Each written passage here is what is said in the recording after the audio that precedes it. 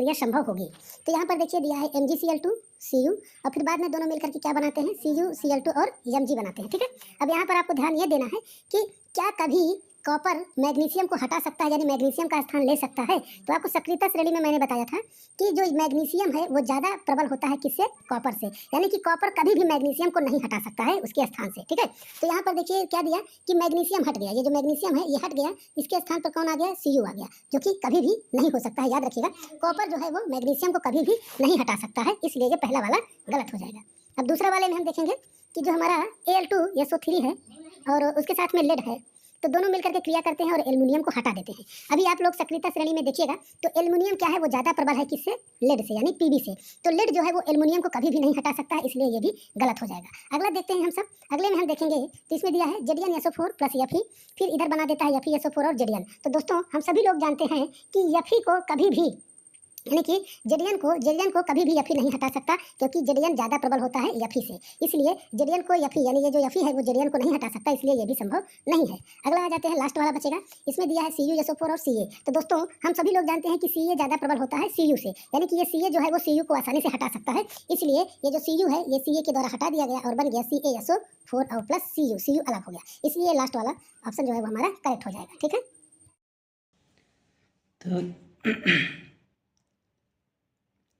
यह रासायनिक अभिक्रियाओं एवं समीकरण वेरी इंपॉर्टेंट चैप्टर ये होने वाला है, इसको आप लोग देखिएगा। जब किसी अभिक्रिया में रासायनिक परिवर्तन होता है तो उसे रासायनिक अभिक्रिया कहते हैं। जैसे अंगूर का किण्वन, दूध का जमना, भोजन का पकना, भोजन का पचना, श्वसन, कंपोस्ट खाद का बनना और प्रकाश संश्लेषण। ये जितनी भी अभिक्रियाएं, ये क्रियाएं आप देख रहे हैं, ये सभी रासायनिक अभिक्रिया होती हैं। इन उदाहरणों को आपको याद रखना है, परीक्षा में इन्हीं उदाहरण से लेकर के प्रश्न आपसे पूछा जाता है कि कौन सी रासायनिक अभिक्रिया है। जैसे आपको श्वसन दे दिया गया तो आप लोग कंफ्यूज हो जाते हैं कि श्वसन रासायनिक अभिक्रिया है कि नहीं है। दोस्तों श्वसन रासायनिक अभिक्रिया है। जैसे भोजन का पचना भी रासायनिक अभिक्रिया है, भोजन का पकना भी रासायनिक अभिक्रिया है। ये जितनी भी आपको यहाँ पर अभिक्रियाएं मैंने दिखाई है, ये सभी रासायनिक अभिक्रिया है। अब देखेंगे कि कैसे समझें कि कोई रासायनिक अभिक्रिया हुई है। तो इसके लिए आपको याद रखना है अवस्था परिवर्तन, रंग में परिवर्तन, गैस का उत्सर्जन, तापमान परिवर्तन। कोई भी रासायनिक अभिक्रिया होगी तो ये चारों चीज़ें आपको देखने को मिलेंगी। चारों में से कोई एक या दो परिवर्तन आपको अवश्य मिलेंगे। अगर इस तरह का परिवर्तन आपको दिख रहा है तो समझ जाइए कि उसमें रासायनिक अभिक्रिया हुई है। अभी आगे देखेंगे तो मैग्नीशियम का टुकड़ा आग में जलाने पर श्वेत लौ के साथ जलता है और मैग्नीशियम ऑक्साइड का सफ़ेद चूर्ण बनता है। याद रखिएगा, जब भी मैग्नीशियम को आप जलाएंगे तो सफ़ेद लौ के साथ जलेगा, जो उसकी लौ होगी वो सफ़ेद होगी और बाद में जो उसका राख बचेगा वो राख होगी मैग्नीशियम ऑक्साइड की, और राख का रंग कैसा होगा, वो सफ़ेद रंग की राख होगी। ठीक है, अब आगे देखेंगे हम सब रासायनिक अभिक्रिया के प्रकार। इसमें आपको देखने को मिलेगा पहला नंबर संयोजन अभिक्रिया। ऐसी अभिक्रिया जिसमें दो या दो से अधिक अभिकारक मिलकर एकल यानी कि एक उत्पाद बनाते हैं। याद रखिएगा, जब कई सारे अभिकारक मिलकर के एक उत्पाद बनाएंगे तो वहाँ पर संयोजन अभिक्रिया होती है। जैसे यहाँ पर मैंने आपको दिखाया है कि A और B ये दो चीज़ें हैं, ये दोनों चीज़ें मिल करके बाद में एक हो जाती हैं, तो यहाँ पर देखिएगा कि संयोजन अभिक्रिया हुआ।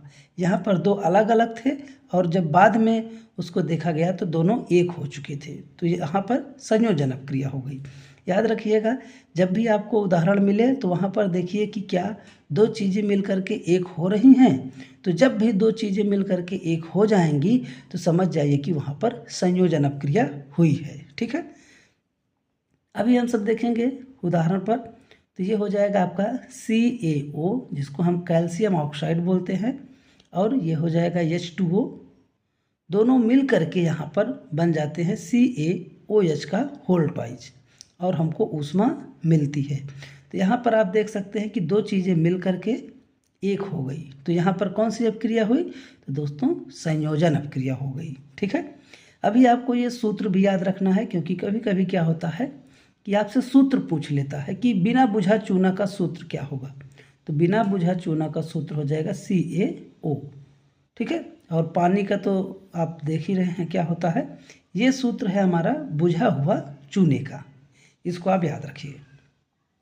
इसी तरह से आपका कार्बन और ऑक्सीजन, जब कार्बन और ऑक्सीजन आपस में मिलते हैं तो कार्बन डाइऑक्साइड बन जाता है।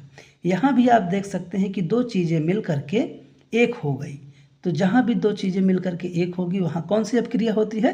तो दोस्तों संयोजन अपक्रिया होती है। इसको आप अपने दिमाग में अच्छे से बैठा लीजिए, क्योंकि एग्जाम में ऐसा उदाहरण दे देता है और फिर आपसे पूछता है कि कौन सी अपक्रिया हुई है, तो उदाहरण के साथ आपको याद रखना है।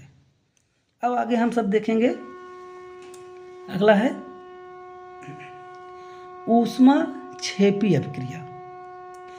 जिन रासायनिक अपक्रियाओं में उत्पाद के साथ ऊर्जा या फिर ऊष्मा भी उत्पन्न होती है उसे ऊष्मा क्षेपी अपक्रिया कहते हैं। जिस भी रासायनिक अपक्रिया में आपको उत्पाद के साथ साथ ऊष्मा गर्मी मिले तो समझ जाइए कि वहाँ पर ऊष्मा क्षेपी अपक्रिया है। ठीक है, जैसे प्राकृतिक गैस का जलना। जब भी आप प्राकृतिक गैस जैसे LPG है, CNG है, उसको जलाते हैं तो आपको क्या मिलती है? ऊष्मा मिलती है, गर्मी मिलती है। तो आप क्या कहते हैं कि बहुत ज़्यादा गर्मी आ रही है ना।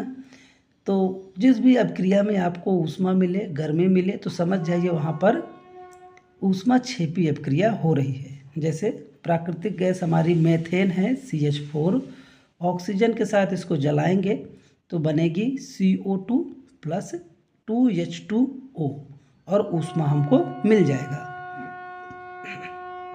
इसी के साथ ऊष्मा क्षेपी अपक्रिया में आता है श्वसन। सांस लेना भी एक ऊष्मा क्षेपी अपक्रिया है।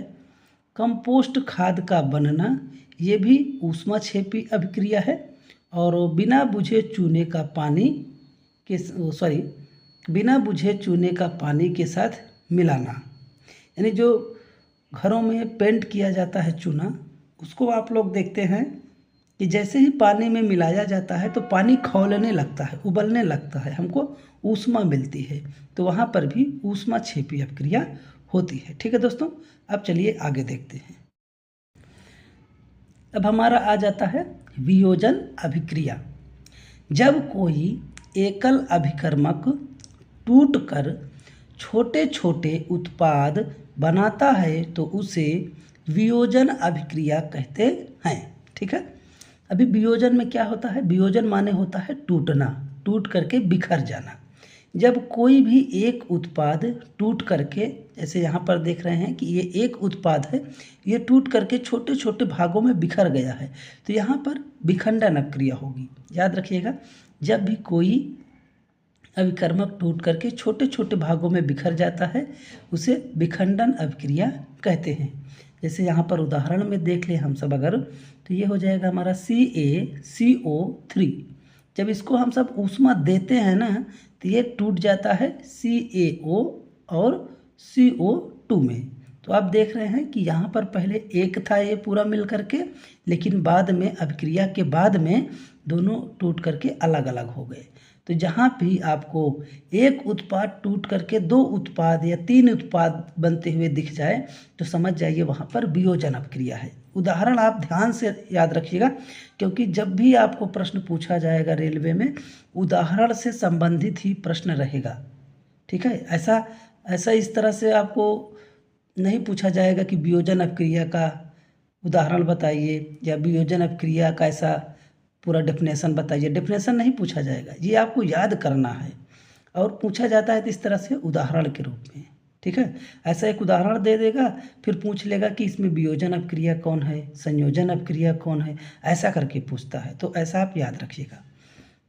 ठीक है, अभी इसी तरह से अगर दूसरा उदाहरण हम सब देखें तो ये है 2FeSO4 यानी फेरस सल्फेट। फेरस सल्फेट जो है जब इसको ऊष्मा देंगे तो ये भी 3 भागों में टूटता है। देखिए 2 से ज़्यादा भागों में टूट गया, ठीक है। तो यहाँ पर वियोजन अपक्रिया हो जाएगी। जैसे ये टूट गया Fe2O3 plus SO2 plus SO3 में। तो यहाँ भी आप देख रहे हैं कि एक था, बाद में अभिक्रिया हुई तो कई सारे में बदल गया, कई सारे भागों में विभाजित हो गया। तो यहाँ पर भी विखंडन अपक्रिया हो गई, ठीक है। अभी आपको एक पॉइंट और याद रखना है कि श्वेत रंग का सिल्वर क्लोराइड सूर्य के प्रकाश में धूसर रंग का हो जाता है, ठीक है। जब भी आप देखेंगे कि श्वेत रंग का सिल्वर क्लोराइड अगर हम सूर्य के प्रकाश में रख दें तो किस रंग का हो जाएगा? धूसर रंग का हो जाएगा। ये बहुत इंपॉर्टेंट पॉइंट है, इसको आप याद रखिएगा, ठीक है। कहाँ पर रखने पर? सूर्य के प्रकाश में रखने पर किस रंग का हो जाएगा? धूसर रंग का हो जाएगा, ठीक है। सिल्वर क्लोराइड का सिल्वर तथा क्लोराइड में वियोजन के कारण ऐसा होता है। जो हमारा सिल्वर क्लोराइड है, देखिए यहाँ पर ये है 2AgCl, इसको हम बोलते हैं सिल्वर क्लोराइड। सिल्वर क्लोराइड को जब आप सूर्य के प्रकाश में रखेंगे तो ये सिल्वर में और क्लोराइड 2 भागों में टूट जाता है, ठीक है। यहाँ भी क्या हुआ? वियोजन अपक्रिया हुई, ठीक है। क्योंकि एक था, टूट करके 2 भागों में बटा तो वियोजन हो गया, इसका विखंडन हो गया, इसलिए यहाँ पर भी वियोजन अपक्रिया हुई। ऐसे ही आप देखिए तो आगे है सिल्वर ब्रोमाइड भी इसी प्रकार अभिक्रिया करता है। अगर हम बात करें सिल्वर ब्रोमाइड का तो सिल्वर ब्रोमाइड का सूत्र हो जाता है 2AgBr। सूर्य के प्रकाश में रख दिए इसको तो 2 भागों में टूट गया, सिल्वर और ब्रोमाइड में। इसको आप याद रखिएगा। अब आपको एक नोट बहुत इंपॉर्टेंट है, इसको ज़रूर याद रखना है। इस अभिक्रिया का प्रयोग श्याम श्वेत फोटोग्राफी में किया जाता है। ये बहुत इंपॉर्टेंट है, इसको बहुत प्रश्न में पूछता है कि श्वेत श्याम फोटोग्राफी में किसका प्रयोग किया जाता है। तो किसका मतलब? सिल्वर क्लोराइड और सिल्वर ब्रोमाइड, इन दोनों का उपयोग श्याम श्वेत फोटोग्राफी में किया जाता है। अगर बात करें तो इन अभिक्रियाओं को ऊष्मा शोषी अभिक्रिया भी कहते हैं। कभी कभी ऊष्मा शोषी अभिक्रिया पूछ लेता है, तो ऊष्मा शोषी का मतलब है ऊष्मा को अवशोषित करना, ऊष्मा को सोखना। जिसको हम ऊष्मा देते हैं, अगर ऊष्मा देने से कोई अभिक्रिया हो रही है तो उसको हम सब ऊष्मा शोषी अभिक्रिया कहते हैं। और ऊष्मा शोषी याद करने का तरीका है कि तीर के ऊपर, ऐसा जो तीर दिख रहा है इसके ऊपर आपको ऊष्मा से संबंधित कोई भी प्रकार लिखा हुआ दिख जाए तो समझ जाइए कि ऊष्मा शोषी अभिक्रिया है। जैसे सूर्य के प्रकाश में क्या होता है? ऊष्मा होता है, ठीक है। तो ऊष्मा यहाँ पर आ गया तो ऊष्मा इसको देंगे तब टूटेगा, तो ऊष्मा शोषी। यही तीर के ऊपर याद रखिएगा, अगर ऊष्मा लिखा है, सूर्य का प्रकाश लिखा है और कुछ ऊष्मा से संबंधित लिखा गया है तो समझ जाइए कि ये ऊष्मा शोषी अभिक्रिया है। ये भी बहुत पूछा जाता है। अभी हम सब देखने वाले हैं विस्थापन अभिक्रिया। जब किसी अभिक्रिया में प्रबल अभिकारक दुर्बल अभिकारक को विस्थापित करके उसका स्थान ले लेता है तो उसे विस्थापन अभिक्रिया कहते हैं, ठीक है। अब इसमें क्या होता है कि किसी भी अभिक्रिया में जब कोई अभिकारक प्रबल अभिकारक दुर्बल अभिकारक को हटा करके उसके स्थान पर बैठ जाता है तो उसको हम कहते हैं विस्थापन अभिक्रिया। याद रखिएगा, आपको याद करने का तरीका एक और बताता हूँ कि जैसे मान लीजिए कि आप अपने घर पर चेयर पे बैठे हैं, कुर्सी पर आप बैठे हैं और अचानक आपके घर पर आपके टीचर आ जाएं, आपके अध्यापक आ जाएं तो आप क्या करेंगे? कुर्सी से तुरंत उठ जाएंगे और वो कुर्सी किसके लिए खाली कर देंगे? अपने अध्यापक के लिए, ठीक है। और अध्यापक वहाँ पर बैठ जाएंगे और आप खड़े हो जाएंगे। तो आप यहाँ भी देख रहे हैं कि जैसे ही आपसे ज़्यादा मजबूत, आपसे ज़्यादा प्रबल व्यक्ति आपके सामने आया तो आपने क्या किया? उसको स्थान दे दिया और आप खड़े हो गए, ठीक है। सेम विस्थापन अपक्रिया में भी यही होता है। जब ज़्यादा प्रबल अभिकारक दुर्बल अभिकारक के सामने आता है तो दुर्बल अभिकारक तुरंत अपना स्थान छोड़ देता है और उस स्थान को प्रबल अभिकारक ग्रहण कर लेता है। ठीक है। अब आ जाते हैं उदाहरण पर, जैसे Fe प्लस CuSO4। जब भी आप देखेंगे कि कॉपर सल्फेट है ये, तो कॉपर सल्फेट के विलयन में लोहे की कील डाली जाती है तो फेरस सल्फेट बनता है और कॉपर अलग हो जाता है। ठीक है। पहले सल्फेट के साथ में क्या जुड़ा था? कॉपर जुड़ा था। अभिक्रिया के बाद आप देख रहे हैं तो ये जो अभिक्रिया है, अभिक्रिया के बाद आप यहाँ देखिए तो सल्फेट के साथ में कौन जुड़ गया?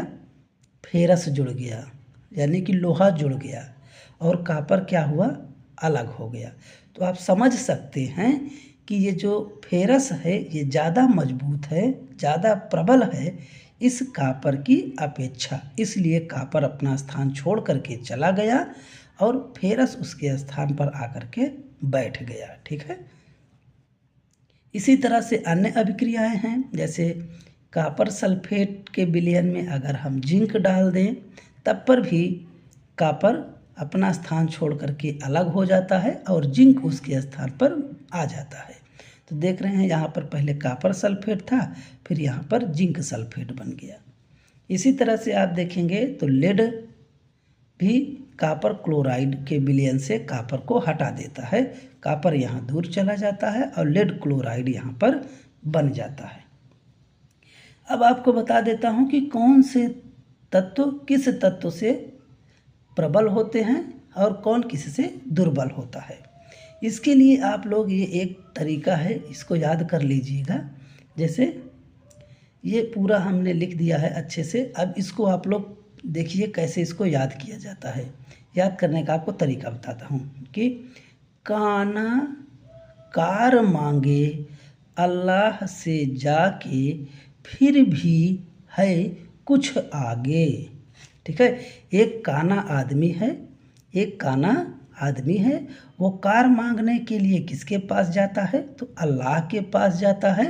फिर भी अल्लाह उसको कार देते हैं और वो कुछ आगे हो जाता है। जब उसको कार मिल जाती है तो वो थोड़ा सा आगे हो जाता है। अब आ जाइए तत्वों के ऊपर चलते हैं। ये आपको याद हो गया हिंदी याद हो गया तो आपको ये पूरा तत्व आसानी से याद हो जाएगा। फिर से इसको एक बार देख लीजिए। काना जब कार मांगने के लिए अल्लाह के पास जाता है तो फिर भी वो कुछ आगे हो जाता है। जब उसको कार मिल जाती है तो सबसे आगे हो जाता है। ठीक है। अब आइए तत्व को याद करते हैं। जैसे का से हो जाएगा के, ना से हो जाएगा Na, फिर यहाँ पर कार है तो का में Ca है तो Ca से का हो जाएगा, Mg से मांगे, Al से अल्लाह। ठीक है। इससे से कोई मतलब नहीं है, इसको छोड़ दीजिएगा। Zn से मतलब है जाके, Fe से फिर, Pb से भी, H से है, Cu से कुछ, Ag से आगे, Au। ठीक है। Au सबसे लास्ट में है, इसको आप याद रखिएगा। सबसे लास्ट में क्या है? Au है। इस सारणी से बहुत प्रश्न बनता है दोस्तों। ये जो आपको टेबल दिख रही है इससे बहुत प्रश्न बनता है। देखिएगा अभी लास्ट में मैं आपको दिखाऊंगा कि इसी सारणी से कम 5 से 6 क्वेश्चन बने हुए हैं घुमा फिरा करके। तो अब इतना आपको याद हो गया। तो अब मैं आपको इसका नाम बता देता हूँ। जैसे ये के हो गया पोटेशियम, Na हो गया सोडियम, Ca हो गया calcium, Mg magnesium, Al aluminium, Zn zinc, Fe ferrous, Pb lead, H hydrogen, Cu copper, Ag silver, Au सोना। ये पूरा तत्व का नाम है। अभी आपसे पूछ लिया जाए कि इसमें कौन सबसे प्रबल है तो यहाँ आ जाएगा हमारा के, यानी पोटेशियम सबसे ज़्यादा प्रबल है।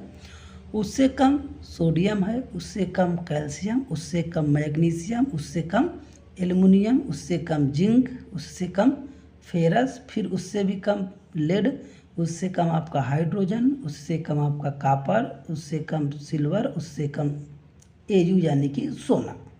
इस तरह से प्रबलता को घटते हुए क्रम में यहाँ पर प्रदर्शित किया गया है। इसको आप याद कर लीजिए अच्छे से, इसी से प्रश्न ज़्यादा बन रहा है अभी आने वाले एग्जाम में। ठीक है, तो एक बार फिर से पढ़ते हैं हम सब। काना कार मांगे अल्लाह से जाके, फिर भी है कुछ आगे। ठीक है, इतना आपको याद हो गया तो समझ लीजिए कि आपको पूरा सरणी याद हो गया। अब हमारा आता है द्विविस्थापन अभिक्रिया। वे रासायनिक अभिक्रियाएं जिनमें दो तत्वों का या आयनों का आदान प्रदान होता है उसे द्विविस्थापन अभिक्रिया कहते हैं। द्वि का मतलब है दो, विस्थापन का मतलब है कि अपना स्थान छोड़ करके चले जाना। ठीक है, द्वि का मतलब है दो, विस्थापन का मतलब है अपने स्थान को छोड़ करके चले जाना। जब दो तत्व अपना स्थान छोड़ते हैं तो वहाँ पर द्विविस्थापन अभिक्रिया होती है। सिंपल सा इतना आप याद रखिए। अब अगर उदाहरण की बात करें तो ये आपका है Na2SO4 प्लस BaCl2 अभिक्रिया के बाद बनता है BaSO4 प्लस 2NaCl। ठीक है, अब आप देखिए ध्यान से देखिएगा तो आपको इसमें क्या क्या दिख रहा है एक साथ में। Na2SO4 एक साथ है, यहाँ पर क्या क्या साथ में है तो BaCl2 साथ में है। अब थोड़ा से आगे आइए तो आपको दिखेगा कि BaSO4 एक साथ हो गया। पहले कौन था SO4 के साथ में तो Na2 था। पहले अभिक्रिया से पहले कौन था SO4 के साथ में तो Na2 था। बाद में कौन आ गया Ba आ गया, यानी जो Ba यहाँ था वो SO4 के साथ में चला गया। ठीक है, अब आगे देखिए कि यहाँ पर BaCl2 यानी Cl2 के साथ में कौन था Ba था। अभी Cl के साथ में कौन आ गया Na आ गया, यानी कि ये जो Na है वो आ गया किसके साथ में इस Cl के साथ में, और ये जो हमारा Ba है ये चला गया SO के साथ में। तो आप देख रहे हैं कि दो तत्व अपना स्थान बदल रहे हैं, एक तो Ba दूसरा Na2, दोनों स्थान आपस में अदला बदली कर लिए। जब दो तत्व आपस में स्थान अदला बदली करेंगे तो वहाँ पर द्विविस्थापन अभिक्रिया होती है। ठीक है, अभी द्विविस्थापन अभिक्रिया को आयनिक अभिक्रिया भी कहते हैं। कभी कभी द्विविस्थापन अभिक्रिया ना पूछ करके आपसे पूछ लेता है कि आयनिक अभिक्रिया का उदाहरण कौन सा है।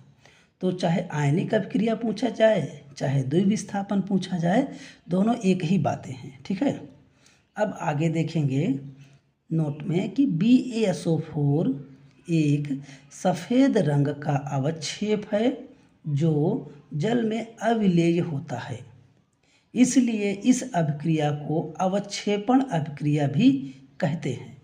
ठीक है, द्विविस्थापन अभिक्रिया को अवक्षेपण अभिक्रिया भी कहते हैं। क्यों कहते हैं, क्योंकि इसमें अवक्षेप बनता है। ठीक है, अवक्षेप जिस भी अभिक्रिया में बनेगा उसको हम अवक्षेपण अभिक्रिया भी कहेंगे।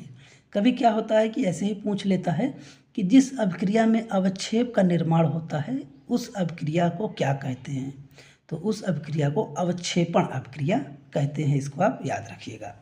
अब आगे आ जाता है हमारा उपचयन। उपचयन कहिए चाहे ऑक्सीकरण कहिए।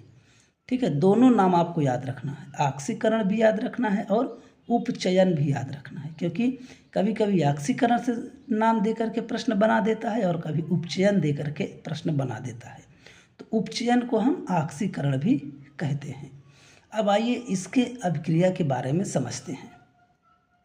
तो वह रासायनिक अभिक्रिया जिसमें ऑक्सीजन वृद्धि या हाइड्रोजन की कमी होती है उसे उपचयन या फिर ऑक्सीकरण अभिक्रिया कहते हैं। याद रखिएगा, ऑक्सीकरण में ऑक्सीजन की वृद्धि होगी।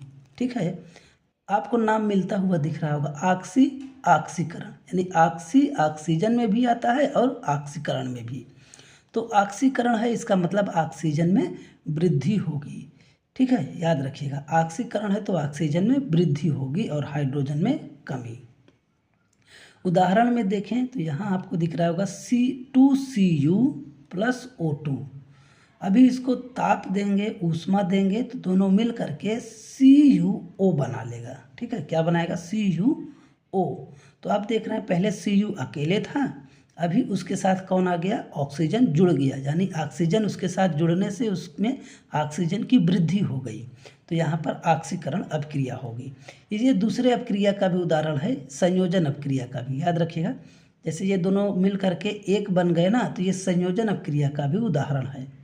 तो चाहे इसको संयोजन अभिक्रिया समझ लीजिए, चाहे ऑक्सीकरण, जैसा प्रश्न में दिया जाएगा उसी के अनुसार आप लोग आंसर लगाइएगा। अगर संयोजन दिया है, ऑक्सीकरण नहीं है, तो ऑक्सीकरण लगाइएगा। अगर ऑक्सीकरण दे दिया, संयोजन नहीं दिया, तो आप ऑक्सीकरण लगाइएगा, क्योंकि वहाँ पर केवल एक ही देगा, दोनों नहीं देगा। ठीक है, तो ऑक्सीजन की वृद्धि जिस भी अभिक्रिया में होगी उसको हम ऑक्सीकरण अभिक्रिया कहेंगे। अभी जो CuO है, इसके ऊपर कॉपर की काली परत बन जाती है। ठीक है, ये याद रखना है। और किसकी परत जमती है? तो कॉपर की काली परत जम जाती है। अब आगे है कि CuO पर हाइड्रोजन गैस प्रवाहित करने पर काली परत भूरे रंग में बदल जाएगी, क्योंकि यहाँ विपरीत अभिक्रिया होगी। विपरीत अभिक्रिया का मतलब है कि अपचयन अभिक्रिया होगी। ठीक है, अभी मैं आपको अपचयन अभिक्रिया आगे बताऊंगा, पहले इसमें आप देख लीजिए उदाहरण। ये CuO है, इसके साथ में हम क्या मिलाए हैं? हाइड्रोजन गैस मिला दिए, तो ये जो ऑक्सीजन था वो अलग हो गया। ठीक है, पहले Cu के साथ में ऑक्सीजन था, अभी यहाँ देखिए तो Cu अकेले है, ऑक्सीजन किसके साथ चला गया? हाइड्रोजन के साथ चला गया। यहाँ पर Cu के साथ में था, लेकिन अब क्रिया के बाद किसके साथ हो गया? H2O के साथ हो गया। ठीक है, तो इस तरह से आप देख रहे हैं कि ऑक्सीजन अलग हो जा रहा है। ठीक है, अभी अब अपचयन समझ लीजिए इसी के साथ में। अपचयन अभिक्रिया, जब किसी रासायनिक अभिक्रिया में ऑक्सीजन की कमी या हाइड्रोजन की वृद्धि होती है तो उसे अपचयन अभिक्रिया कहते हैं। अपचयन अभिक्रिया में क्या होगा कि ऑक्सीजन की कमी हो जाएगी। देखिए, याद रखिएगा, अपचयन में किसकी कमी होगी? ऑक्सीजन की कमी। तो याद रखिएगा, जब भी आपसे अपचयन अभिक्रिया पूछे तो उसमें ऑक्सीजन की कमी हो जाएगी। ये पॉइंट आपको नोट रखना है, ऑक्सीजन की कमी हो जाएगी। अभी उदाहरण में देखिए तो ऊपर आपको दिख रहा होगा कि Cu के साथ में ऑक्सीजन था, बाद में ऑक्सीजन इसके साथ से हट गया, यानी ऑक्सीजन की कमी हो गई। तो ऑक्सीजन की कमी हो गई, इसका मतलब यहाँ पर अपचयन अभिक्रिया हुई है। अभी कभी कभी पूछ लेता है कि किसका अपचयन हुआ है, तो Cu का अपचयन, क्योंकि इसी के साथ से ऑक्सीजन हटा, तो जिसके साथ से ऑक्सीजन हटा तो उसका अपचयन हो गया। ठीक है, और जिसके साथ में ऑक्सीजन जुड़ा उसका ऑक्सीकरण हो गया, है ना। याद रखिएगा, जिसके साथ से ऑक्सीजन हटेगा वहाँ पर अपचयन, जिसके साथ ऑक्सीजन जुड़ेगा उसके साथ ऑक्सीकरण या फिर उपचयन अभिक्रिया होगी। अब आ जाते हैं रेडॉक्स अभिक्रिया। ये बहुत बार पूछा जाता है रेडॉक्स अभिक्रिया। जिन अभिक्रियाओं में अपचयन तथा उपचयन दोनों एक साथ होता है वहाँ रेडॉक्स अभिक्रिया होती है। ऐसी अभिक्रिया जहाँ पर ऑक्सीकरण और अपचयन दोनों साथ साथ हो जाए वहाँ पर रेडॉक्स अभिक्रिया होती है। जैसे ये उदाहरण आपने ऊपर देखा कि CuO था और यहाँ पर H2O था, तो जब भी CuO और H2O को मिलाया गया तो Cu बना और H2O बन गया। तो यहाँ पर आप देख सकते हैं कि Cu का अपचयन हो गया। देखिए, इसमें ऑक्सीजन की कमी हो गई तो अपचयन। ठीक है, तो यहाँ पर अपचयन भी हो गया और साथ साथ H2 के साथ में ऑक्सीजन जुड़ गया तो ऑक्सीकरण भी हो गया। तो इसलिए यहाँ पर ऑक्सीकरण और अपचयन दोनों साथ साथ हो रहा है, तो ये पूरी अभिक्रिया रेडॉक्स अभिक्रिया भी कहलाएगी। याद रखिएगा, ये पूरी अभिक्रिया रेडॉक्स अभिक्रिया भी कहलाएगी, क्योंकि ऑक्सीकरण और अपचयन दोनों साथ साथ हो रहा है। अब चलिए आगे देख लेते हैं हम रेडॉक्स अभिक्रिया के अन्य उदाहरण देखेंगे तो ये है हमारा ZnO प्लस C। अभिक्रिया करवाएंगे तो ZN बनेगा और प्लस CO बन जाएगा। तो अभी देख रहे हैं आप यहाँ पर ZN के साथ में O था, फिर अभिक्रिया के बाद देखा गया तो O गायब हो गया, यानी O की कमी हो गई। पहले O था, बाद में O की कमी हो गई, यानी कि ZnO के साथ में क्या हो गया, अपचयन हो गया। अब देखिए C में, तो C यहाँ पर अकेले था, लेकिन अभिक्रिया के बाद देखा गया तो C के साथ में O भी आ गया, यानी ऑक्सीजन जुड़ गया, ऑक्सीजन की वृद्धि हो गई।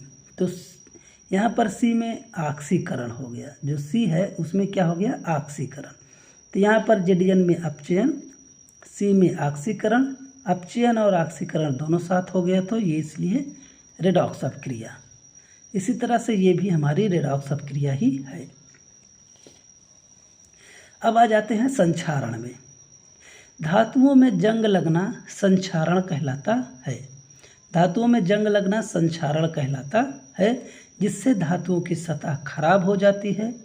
ठीक है, जब भी आप देखते हैं लोहे की वस्तु है, उसको अगर हम खुला में ऐसे छोड़ दें, बारिश में बरसात में ऐसे ही पड़ा रहे, तो उसके ऊपर एक भूरे रंग की परत जम जाती है, जिसको हम सब जंग लगना कहते हैं।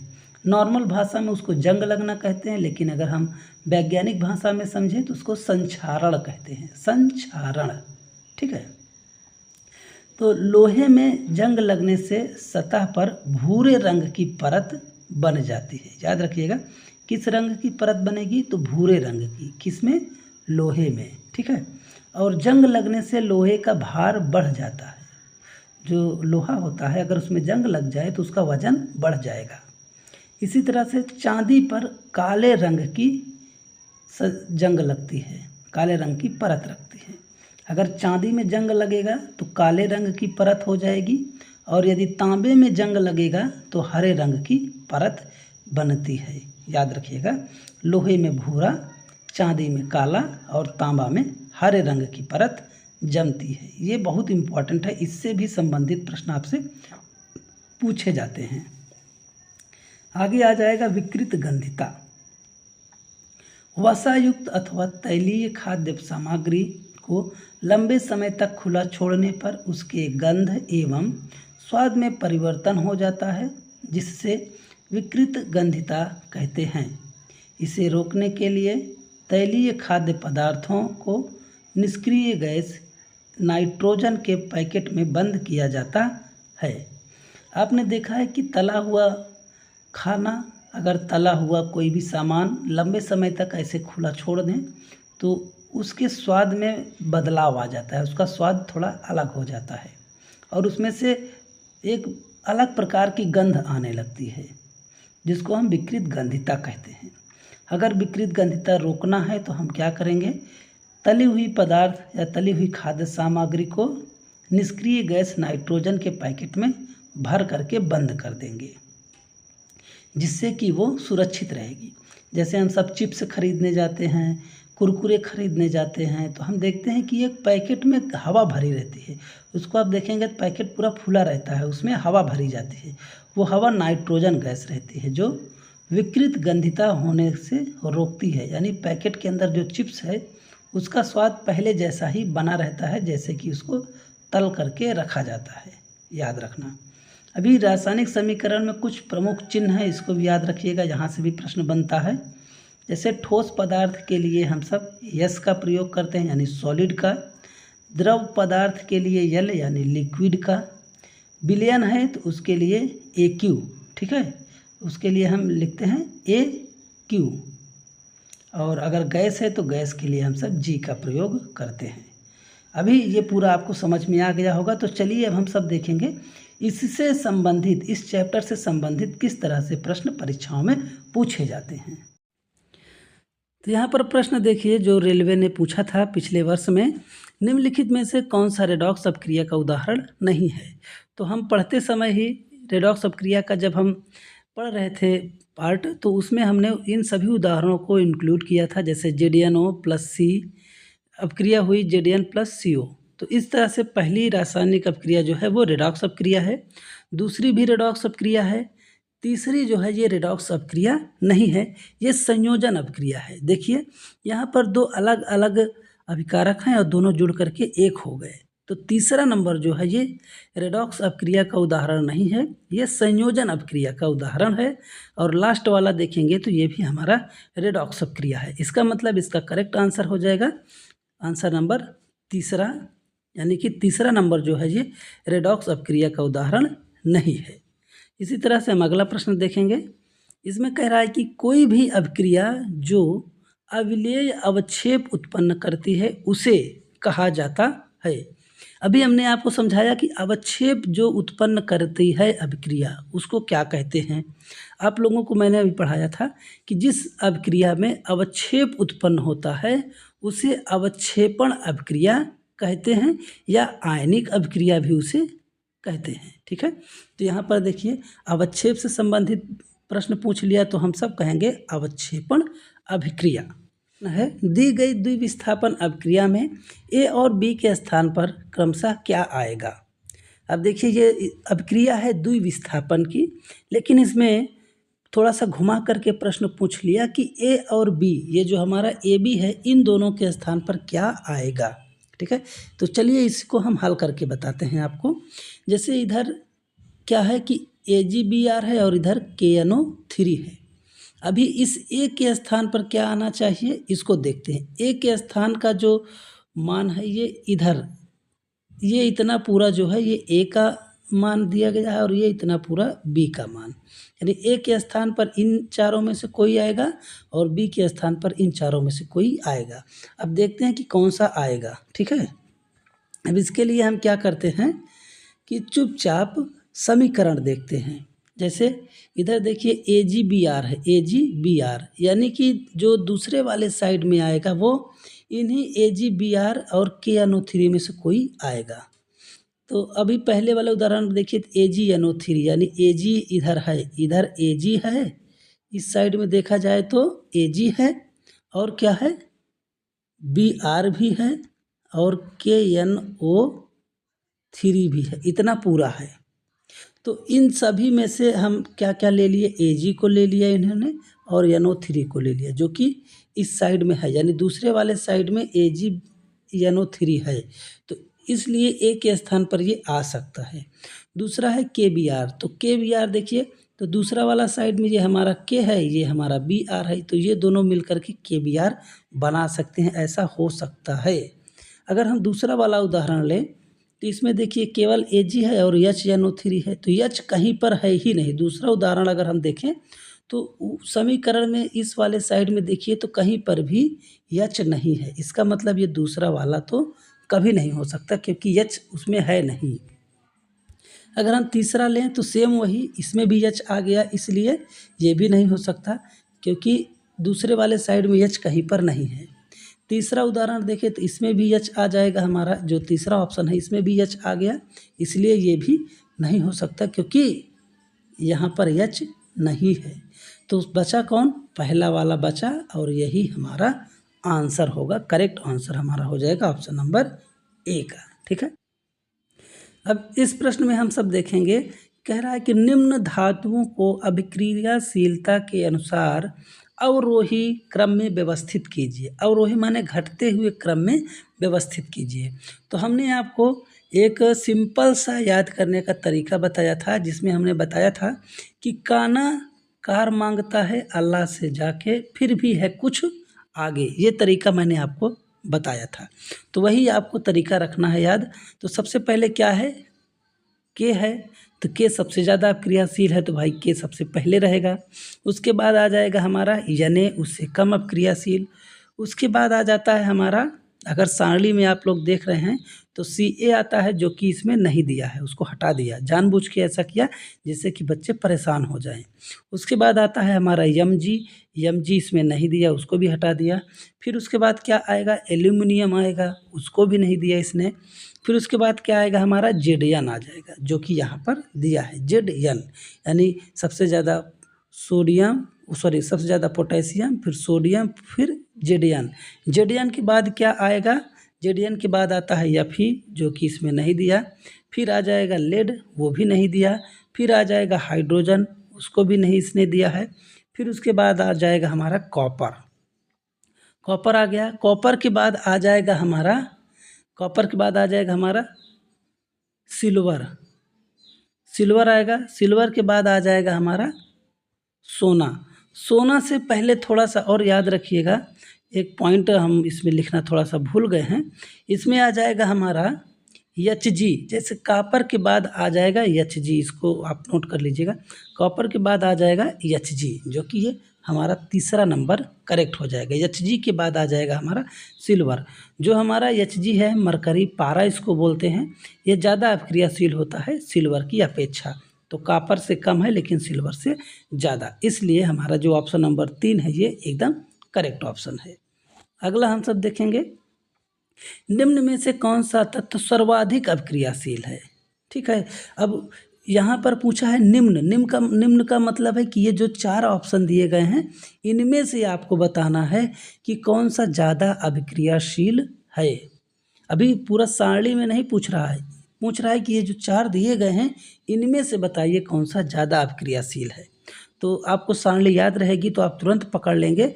इसमें सबसे ज़्यादा अभिक्रियाशील है कैल्शियम, क्योंकि हमारा पहले आता है पोटेशियम, फिर सोडियम, उसके बाद आ जाता है कैल्शियम। तो कैल्शियम जो है वो इन चारों में से सबसे ज़्यादा अभिक्रियाशील तत्व है। अभिक्रियाशील का मतलब है कि सबसे ज़्यादा प्रबल है, याद रखिएगा। अगला ऑप्शन आता है हमारा, निम्न में से कौन सा सर्वाधिक विद्युत धनात्मक तत्व है। सबसे ज़्यादा विद्युत धनात्मक पूछ रहा है। इसमें आप कंफ्यूज नहीं होइएगा, इसमें ना तो उसकी प्रबलता पूछ रहा है और ना ही उसकी अभिक्रियाशीलता पूछ रहा है। अभिक्रियाशीलता या प्रबलता पूछता तो हम सारणी का प्रयोग करते, लेकिन यहाँ पर कोई ऐसा नहीं पूछा गया। इसमें पूछ रहा है कि सर्वाधिक विद्युत धनात्मक तत्व कौन सा है। तो सर्वाधिक विद्युत धनात्मक तत्व जो है वो Cs है, याद रखिएगा। सर्वाधिक विद्युत धनात्मक तत्व Cs है। अगर इसी में आपसे पूछ लेता कि सर्वाधिक धात्विक तत्व कौन है, तब पर भी आप Cs ही लगाते। ये आपको याद रखना है। सर्वाधिक विद्युत धनात्मक पूछे तब पर भी Cs, और सर्वाधिक धात्विक तत्व पूछे तब पर भी Cs ही रहेगा, ये याद रखिएगा। आगे आता है कि एक मैग्नीशियम रिबन वायु में चमकदार लौ के साथ जलता है और एक सफ़ेद पदार्थ यक्ष में परिवर्तित हो जाता है, तो यक्ष क्या है। मैंने आपको क्या समझाया था, जब भी मैग्नीशियम रिबन को हम लौ यानी कि आग में जलाते हैं तो वो जल करके सफ़ेद रंग के चूर्ण में परिवर्तित हो जाता है, और वो सफ़ेद रंग का चूर्ण मैग्नीशियम ऑक्साइड का चूर्ण होता है। ये आपको मैंने अभी समझाया था।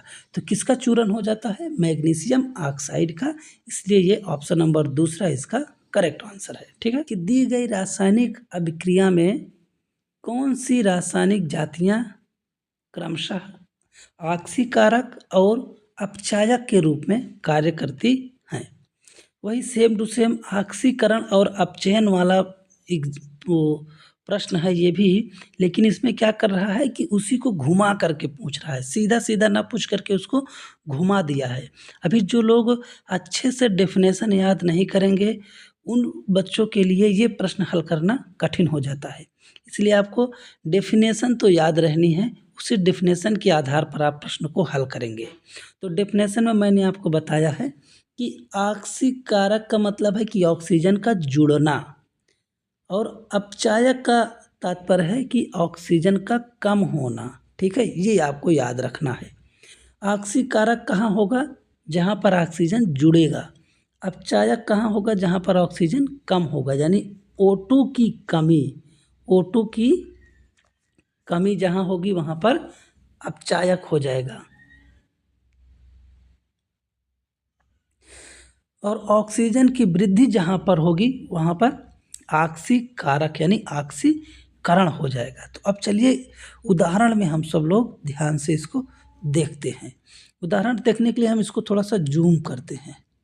अभी जूम कर लेते हैं जिससे कि हमको ये देखने में आसानी रहे। अब देखिए, इसमें हम सब देखेंगे कि पहले Al जो था वो अकेले था, लेकिन दूसरे साइड में देखिए तो दूसरे साइड में क्या है कि Al के साथ में ऑक्सीजन भी आ गया। यहाँ पर आप देख रहे हैं तो Al के साथ में क्या आ गया, ऑक्सीजन भी आ गया। तो जब भी किसी के साथ ऑक्सीजन जुड़ेगा तो उसका हो जाएगा ऑक्सीकरण, ठीक है, उसका क्या हो जाएगा, ऑक्सीकरण हो जाएगा। और जिसके साथ में ऑक्सीजन कम होगा उसके साथ में अपचयन हो जाएगा। तो इस तरह से देखा जाए तो हमारा ऑक्सीकरण किसके साथ में हो रहा है, Al के साथ में, यानी जो हमारा Al है ये Al के साथ में ऑक्सीकरण, ये जो हमारा Al है इसके साथ में ऑक्सीकरण। और Fe2O3 देखिए FeO2O3 यहाँ पर Fe के साथ में ऑक्सीजन भी है, ध्यान से देखिए Fe के साथ में ऑक्सीजन है, लेकिन यहाँ पर Fe हमारा क्या हो गया, अकेले हो गया। इसका मतलब है कि ऑक्सीजन Fe से हट करके Al2 के साथ जुड़ गया, तो Fe2O3 का अपचयन हो गया, यानी इस वाले पार्ट का अपचयन हो गया और इस वाले पार्ट का ऑक्सीकरण हो गया। तो इसमें हो गया ऑक्सीकरण और इसमें हो गया हमारा अपचयन, ठीक है। और यहाँ पर देखिए तो और सब में यहाँ Al अकेले दिया है, यहाँ Fe अकेले दिया है, इसको देना क्या चाहिए था Fe2O3, लेकिन यहाँ Fe दे दिया अकेले, तो ये गलत। यहाँ भी Fe अकेले है, ये भी गलत। यहाँ भी Fe अकेले है, इसलिए ये भी गलत है। तो सही ऑप्शन कौन सा हो जाएगा हमारा, ये तीसरा नंबर का ऑप्शन सही हो जाएगा, ठीक है। अब आगे देखते हैं हम सब। यहाँ पर आपसे पूछा गया है कि निम्न अभिक्रिया का उदाहरण है, यानी जो ये अभिक्रिया दी गई है ये किसका उदाहरण है, ये जो अभिक्रिया है ये किसका उदाहरण है, ये पूछा गया है। ऑप्शन में है उदासीनीकरण, संयोजन, अवक्षेपण और अपघटन, ठीक है। अब मैं आपको बताता हूँ कि ये किसका उदाहरण है, कैसे आप पकड़ेंगे। जब भी आपको ऐसी अभिक्रिया मिले तो उसमें आप ध्यान रखिए, सभी का एग्जाम्पल मैंने आपको बताया है, सभी का डेफिनेशन मैंने आपको बताया है, वही डेफिनेशन आप दिमाग में रखिए। जैसे मान लीजिए हम संयोजन लेते हैं, संयोजन का मतलब क्या हुआ कि दो अलग अलग जुड़ करके एक होंगे, दो अलग अलग जुड़ करके एक होंगे। क्या यहाँ ऐसा हुआ, यहाँ पर एक और यहाँ पर दो, ये दोनों जुड़ करके क्या एक हो गए, दूसरे साइड में एक नहीं हुए। यहाँ भी दो अलग अलग थे और दूसरे साइड में भी दो अलग अलग हुए। इसका मतलब ये संयोजन अभिक्रिया नहीं है। संयोजन के लिए ये नियम पालन होना चाहिए, ऐसा नहीं हुआ तो संयोजन नहीं, संयोजन को काट देंगे, संयोजन नहीं है, संयोजन को छोड़ देंगे। अब आगे देखेंगे अवक्षेपण। अवक्षेपण अभिक्रिया क्या होती है, जिसमें अवक्षेप बनते हैं। क्या ऐसा इसमें कोई अवक्षेप बनता हुआ दिख रहा है, अवक्षेप नहीं बना है, इसलिए ये अवक्षेपण अभिक्रिया नहीं है। अपघटन, अपघटन का मतलब है वियोजन अभिक्रिया, चाहे उसको अपघटन अभिक्रिया बोलिए चाहे वियोजन, यहाँ पर नाम बदल दिया तो अपघटन को ही हम सब वियोजन बोलते हैं। वियोजन में क्या होता है कि ये एक ही पार्ट टूट करके दो अलग अलग में बदल जाता है। जब एक भाग टूट करके दो भाग बनाएगा तो वहाँ पर वियोजन होगा। क्या ऐसा ही यहाँ पर हुआ है, यहाँ पहले भी दो था बाद में भी दो आया, इसका मतलब ये जो अपघटन अभिक्रिया है ये भी नहीं होगी। अब बचा क्या हमारा, उदासीनीकरण अभिक्रिया बच गया, तो जो कि इसका करेक्ट आंसर होगा। अब मैं आपको उदासीनीकरण की एक परिभाषा भी बता देता हूँ, इसको आप लोग याद रखिएगा। जब अम्ल और क्षार, याद रखिएगा, जब अम्ल और क्षार, अम्ल और इसके साथ में क्षार, अम्ल और क्षार आपस में मिल करके लवण और जल बनाए, क्या बनाए, लवण और जल बनाए, तो वो अभिक्रिया उदासीनीकरण अभिक्रिया कहलाती है। याद रखिएगा, अम्ल और क्षार मिलकर के जब लवण और जल बनाएंगे तो वो अभिक्रिया उदासीनीकरण अभिक्रिया कहलाती है। सेम यहाँ पर देखिए तो HCl क्या है, अम्ल है, ये देखिए अम्ल पहले मिल गया हमारा अम्ल, अब दूसरा आ गया क्षार, तो ये MgOH क्या है, क्षार है, MgOH क्षार मिल गया। अब दोनों मिलकर के क्या बनाए, देखिए पहला नंबर जल है तो जल हमको यहाँ मिल गया और ये लवण है तो लवण हमको यहाँ मिल गया। तो देखिए ये अम्ल क्षार मिल करके लवण जल बना दिए, इसलिए ये अभिक्रिया बन गई हमारी उदासीनीकरण। इसको आप याद रखिएगा। अब देखेंगे हम अगला प्रश्न में, ठीक है। अब यहाँ पर हमारा अगला प्रश्न है HNO3 प्लस KOH, यानी HNO3 प्लस KOH। यहाँ दूसरे साइड में देखिए तो दूसरे साइड में हमको मिला है KNO3 प्लस में H2O, इतना मिला हमको, ठीक है। अभी पूछ रहा है कि उपरोक्त अपक्रिया एक उदाहरण है, किसका उदाहरण है। तो अगर हम पहला ऑप्शन देखें तो अपघटन। अपघटन का मतलब है कि एक ही पार्ट दो भाग में टूटेगा, एक ही पार्ट दो भाग में टूटेगा। क्या ऐसा है? तो आप देखिए ये जो पहला वाला पार्ट है ये दो भाग में तो पहले से ही टूटा है, और दूसरे वाले भाग में भी दो पार्ट है, यानी कि दोनों ओर दो दो पार्ट है, यानी पहले भी दो था बाद में भी दो, यानी कि अपघटन अपक्रिया नहीं होगा। अपघटन अपक्रिया तब होता जब एक ही भाग दो भाग में टूटता, यानी एक ही जो पार्ट है वो दो पार्ट में टूटता, तब अपघटन होता। क्योंकि यहाँ पर दो पहले भी था और लास्ट में भी दो है, इसलिए अपघटन अपक्रिया नहीं होगा। दूसरा आ जाता है हमारा रेडॉक्स अपक्रिया। तो दोस्तों रेडॉक्स अपक्रिया में क्या होता है कि ऑक्सीजन एक तरफ से जुड़ता है और दूसरे तरफ घटता है। जैसे ये आ गया ए के साथ O जुड़ा है, मान लीजिए कि ए कोई तत्व है, उसके साथ ऑक्सीजन जुड़ा है प्लस B, ठीक है। ऐसा होता तो ऑक्सीजन क्या होता है बी के साथ जुड़ जाता है जा कर के, ऐसा ही होता है ना कि ऑक्सीजन जो है वो बी के साथ जुड़ जाएगा, ए अकेला हो जाएगा। तो ऑक्सीजन के बारे में अगर हम देखें तो पहले भी ऑक्सीजन दोनों में था, लास्ट में भी ऑक्सीजन दोनों में है, इसलिए रेडॉक्स अपक्रिया नहीं होगी। क्योंकि रेडॉक्स में एक के साथ ऑक्सीजन जुड़ता है तो दूसरे के साथ ऑक्सीजन घट जाता है, वहाँ पर रेडॉक्स अपक्रिया होगी। क्योंकि यहाँ ऐसा नहीं हुआ तो ये रेडॉक्स अपक्रिया तो नहीं होने वाली है। अब आ जाइए तीसरा आ जाता है हमारा उदासीनीकरण। उदासीनीकरण में देखिए, उदासीनीकरण मैंने आपको बताया कि एसिड और क्षार दोनों मिल करके लवण को हम सब क्या कहते हैं, जो नमक होता है उसको लवण बोलते हैं हम सब, साल्ट और जल यानी कि वाटर बनाता है, लिक्विड H2O बनाता है, ठीक है। अब देखिए उदासीनीकरण में क्या होगा कि एसिड होगा अम्ल, बेस होगा क्षार, दोनों आपस में मिलेंगे तो बन जाएगा हमारा साल्ट यानी लवण, और बनेगा जल। देखिए अब उदाहरण में आते हैं तो यहाँ पर दिया है HNO3। HNO3 क्या है, ये हमारा अम्ल है, नाइट्रिक अम्ल इसको बोलते हैं HNO3, ये हमारा है नाइट्रिक अम्ल। तो हमारा अम्ल तो मिल गया, अभी बच गया बेस यानी क्षार। तो क्षार देखिए तो KOH जो है ये हमारा क्षार है, तो बन गया KOH, ये क्या है हमारा क्षार है।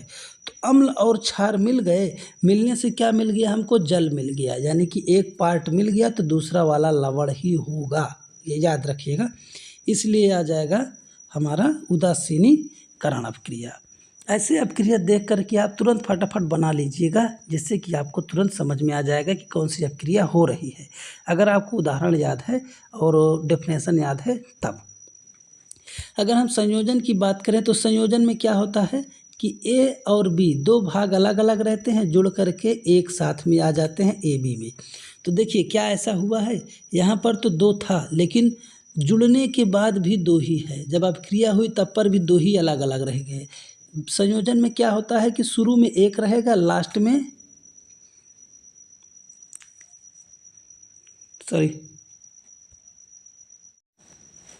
अब इसमें कहा गया है, जो ये वाला प्रश्न है इसमें देखिए, निम्न में से कौन सी अपक्रिया संभव होगी, कौन सी अपक्रिया संभव होगी।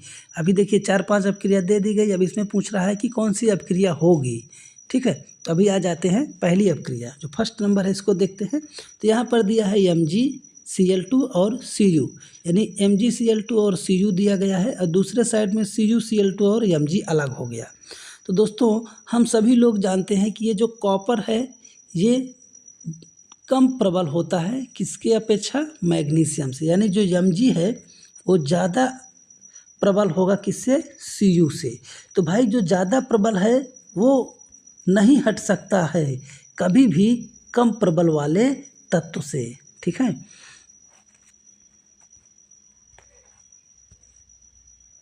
निम्न में से कौन सी अपक्रिया संभव होगी? तो यहाँ पर देखिए दिया है MgCl2 Cu और फिर बाद में दोनों मिलकर के क्या बनाते हैं, CuCl2 और Mg बनाते हैं। ठीक है, अब यहाँ पर आपको ध्यान ये देना है कि क्या कभी कॉपर मैग्नीशियम को हटा सकता है, यानी मैग्नीशियम का स्थान ले सकता है? तो आपको सक्रियता श्रेणी में मैंने बताया था कि जो मैग्नीशियम है वो ज़्यादा प्रबल होता है किससे, कॉपर से, यानी कि कॉपर कभी भी मैग्नीशियम को नहीं हटा सकता है उसके स्थान से। ठीक है, तो यहाँ पर देखिए क्या दिया कि मैग्नीशियम हट गया, ये जो मैग्नीशियम है ये हट गया, इसके स्थान पर कौन आ गया, Cu आ गया, जो कि कभी भी नहीं हो सकता है। याद रखिएगा, कॉपर जो है वो मैग्नीशियम को कभी भी नहीं हटा सकता है, इसलिए ये पहला वाला गलत हो जाएगा।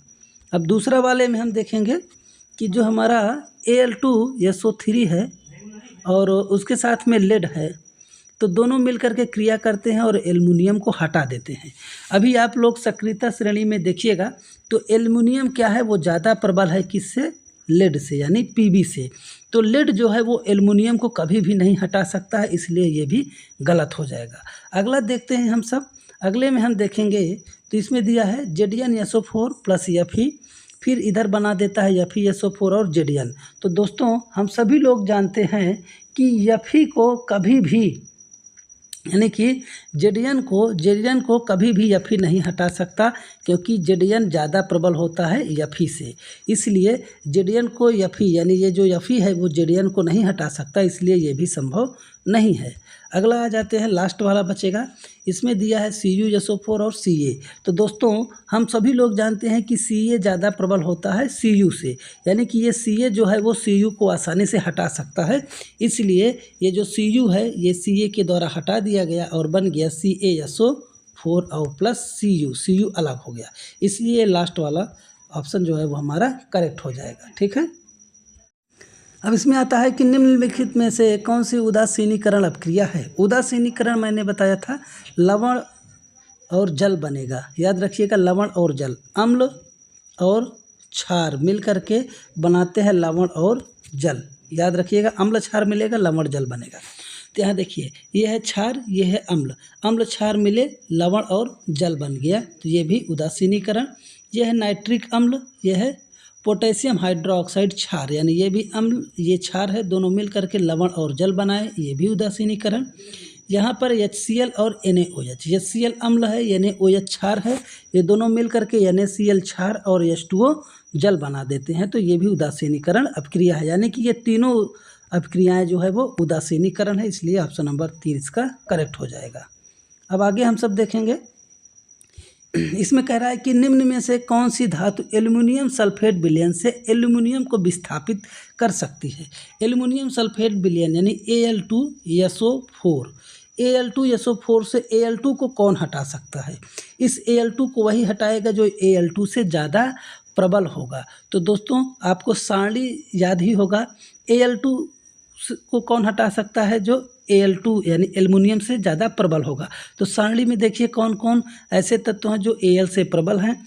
तो हम सभी लोग जानते हैं कि Cu प्रबल नहीं है, Hg प्रबल नहीं है, Fe प्रबल नहीं है, केवल Mg ऐसा है जो Al से प्रबल है, इसलिए ये मैग्नीशियम ही Al को हटा सकता है। आगे देखेंगे हम सब, उपरोक्त अपक्रिया में AgCl यानी 2Ag प्लस Cl2 में विस्थापित हो गया।